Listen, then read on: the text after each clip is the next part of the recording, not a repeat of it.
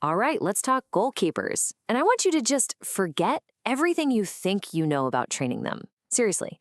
In this explainer, we're going to tear up the old playbook to show you how to build safer, more effective, and more complete goalkeepers from the ground up, based on insights from top coaches like Abhishek Mishra.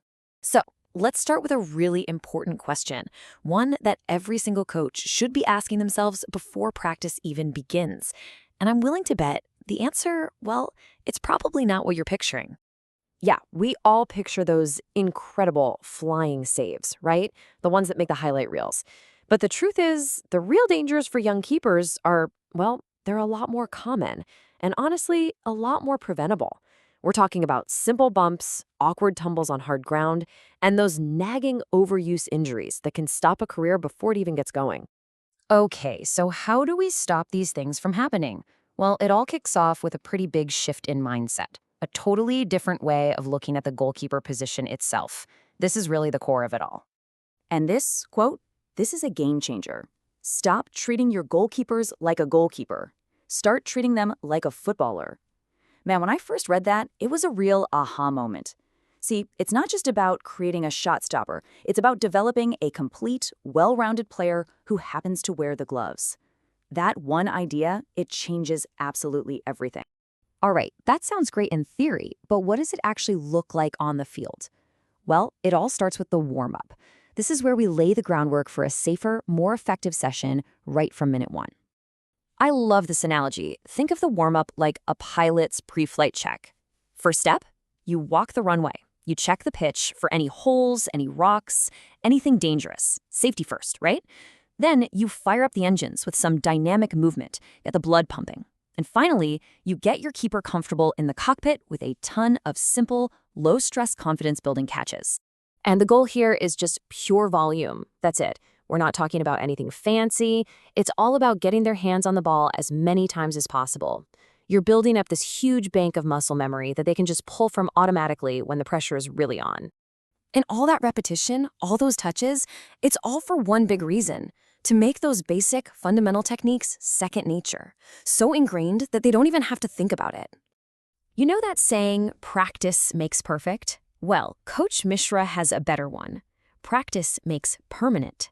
And that's huge, because if you practice the wrong thing, that becomes permanent too.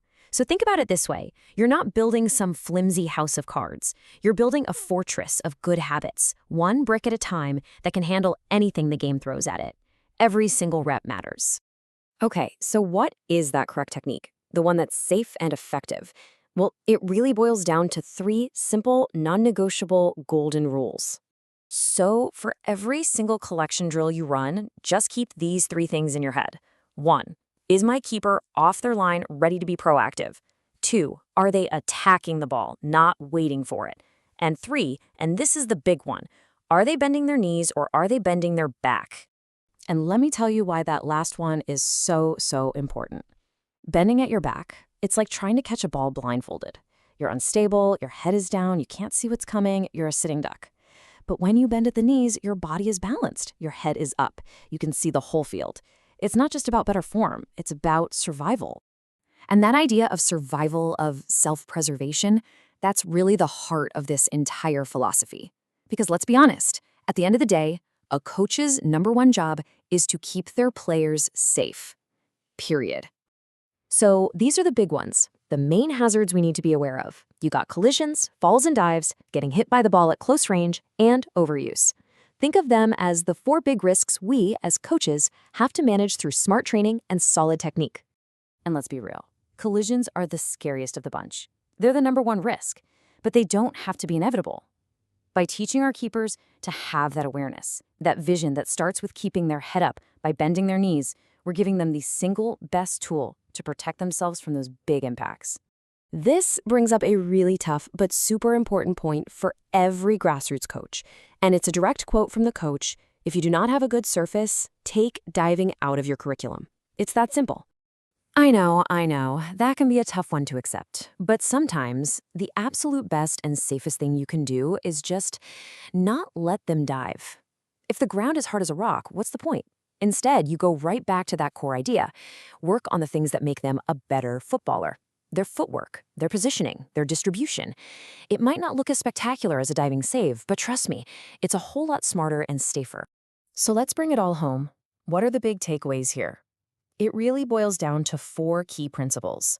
First, coach the footballer, not just the goalkeeper. Second, it's all about high reps of the basics.